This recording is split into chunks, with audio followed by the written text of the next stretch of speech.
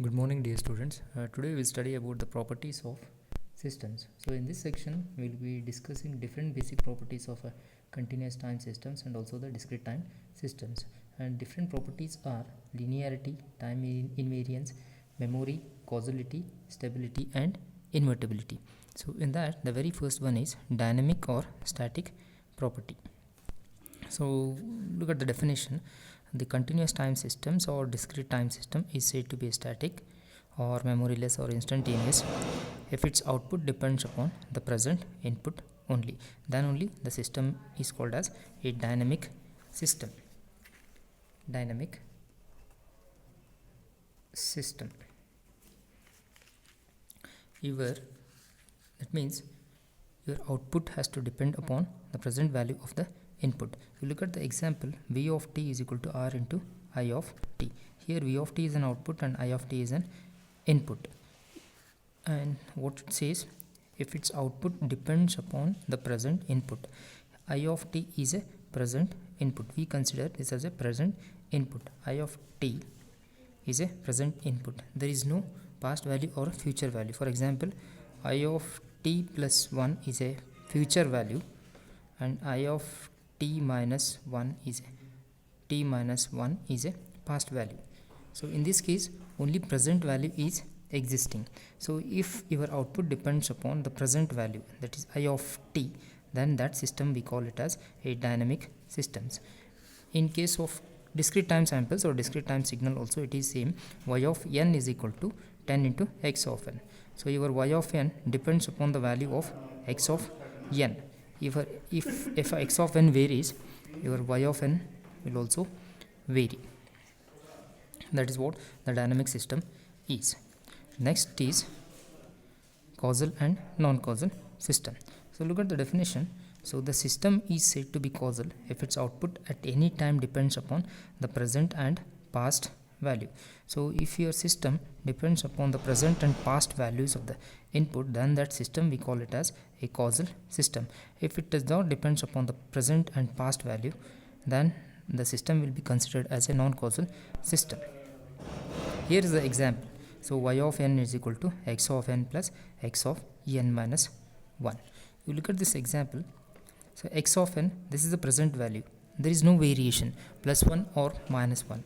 Only x of n is existing, the present value. If you give 0, it will be y of 0. If you are going to substitute 1, this y of n will be 1 only. So next, x of n minus 1. This is a past value, minus 1, a previous value. X of n is a present value and x of n minus 1 is a past value. So what is the definition? If it depends upon the present and past input, then that system is called as a causal system. Look at the non-causal system. So y of n is equal to x of n plus x of n minus n plus 1. Here in this case x of n is a present value, but x of n plus 1 is a past value, future value. N plus 1 indicates the future value. So it's a combination of past and future value. So if it is a combination of past and future value, then that system will be considered as a non-causal system. If your system has to be causal, then it should follow the present and past inputs only. In this case, present and future is there. That's why it is a non-causal system. In the first case, in the first problem, it is present and the past value. Present and the past value, then the system is causal. So next you go to the differential value or the integral system. If the system is like this, integration of minus infinity to t x of t and dt, you can have a look at this. This minus t is a past value and t is a present value. So then that system is considered as a causal system. This is a causal system because minus t is a past value and t is a present value. There is no t plus 1. If it is t plus 1, then this system will be considered as a non-causal system. But in this case, only past, that is minus infinity, and present values are existing in terms of the limit. Though this system is considered as a causal system. Here also you can have a look at this. Here also you can see the existence of present value. This whole thing is a output and this x of t is a input. This x of t is a present value. So your whole output depends upon the present value. So this system will be considered as a causal system. So this is your causal and non-causal system. So next we look into stable and unstable system. Here's the definition. Every bounded input produces bounded output, then the system is called as bounded input and bounded output stable. That means your system has to give a limited input in order to get a limited output, then that system will be considered as a stable system.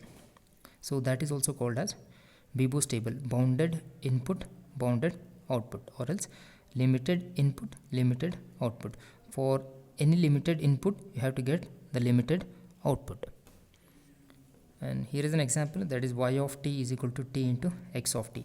So x of t is a bounded, that is for a present value. There is no future and past values. There is no variation in the future and past values. Only you can vary the x of t.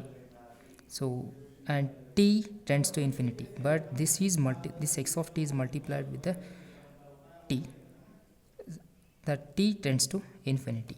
So when t tends to infinity, there will be a variation in the values. So if it is a variation, so then that system will become unstable. So if there is no variation, then system will become a stable system. In this case, x of t is equal to y of t. If it is only y of t is equal to x of t, then that system is stable.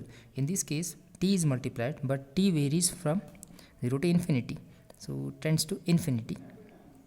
That's why it is an unstable system.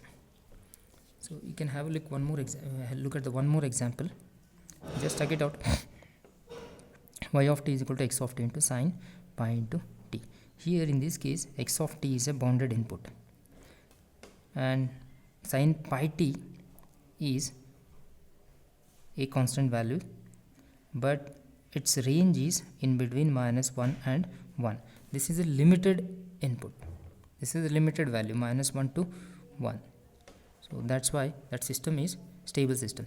This is also a limited and this is also limited. So limited and limited, you will get a limited value. So that's why the system is stable.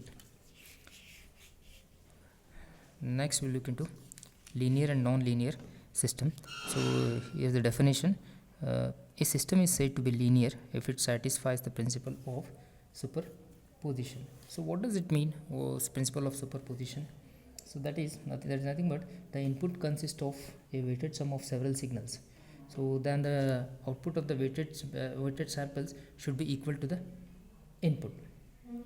That is what the superposition theorem is. For example, if you are having x1 plus x2 in case of input, if you are having two samples like x1 and x2 in the box of input, then you should get y1 plus y2 in the box of output. So that is what the linear system is. If it is not existing, then that system is considered as a non-linear system. So you can have a look at this. So if x1 of t gives rise to y1 of t, if x2 of t gives to y2 of t, then that system is a linear. So if, for example, if your x1 of t gives rise to y2 of t, then that system is a non-linear system. It has to give y1 of t only. If system is linear, it has to satisfy this condition, that is a into x1 of t plus b into x2 of t gives rise to a into y1 of t plus b into y2 of t. And here is the first example. T into x of n is equal to g of n into x of n. You just substitute the value for x of n. So here is x of n value, a into x1 of n plus b into x2 of n. This is in terms of continuous time signal, and the example is in terms of discrete time sample. So I have just replaced t by n, and remaining will be same. T into a into x1 of n plus b into x2 of n, and it has to give a into y1 of n plus b into y2 of n. So now you substitute in the given value, in the given question, g of n you write as it is, and x of n is a variable. So in place of x of n is given, this x of n is g of n into x of n, and the value of g of n into x of n is a into x1 of n plus b into x2 of n. Now you multiply this g into g of n with these terms. You will get a into g of n into x1 of n plus b into g of n into x2 of n.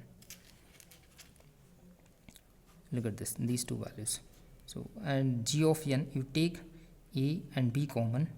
So if you take a outside, you will get g of n into x1 of n. This g of n into x1 of n can be written as x1 of n. That's why I have written x1 of n, t into x1 of n. Next, you take b outside. So in the bracket, the remaining term will be g of n into x2 of n. That g of n into x2 of n, g of n into x2 of n can be written as t into x2 of n.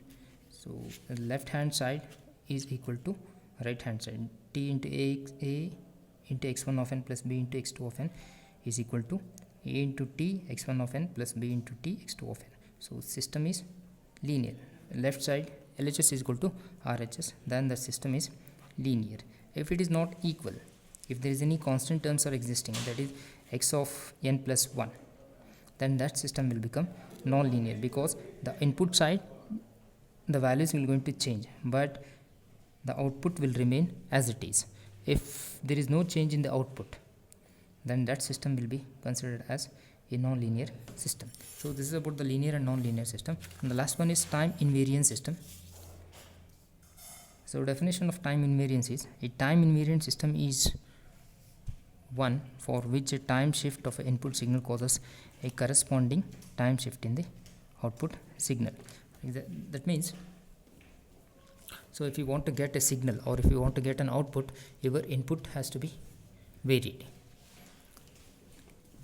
and that means if there is any change in the input, there should be a change in output also. That is what the concept of time invariance is. And here is the example, the same example I have taken, that is t into x of n is equal to g of n into x of n. You just replace or shift the input side. T into x of n, you just shift the input x of n to n minus n naught, and here g of n into x of n minus n naught.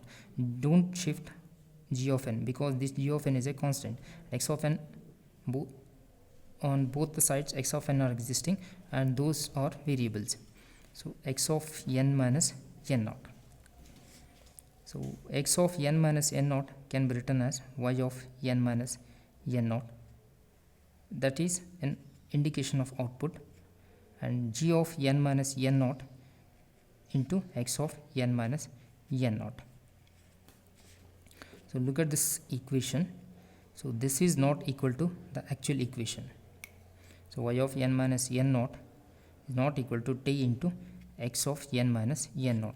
This is not equal to this.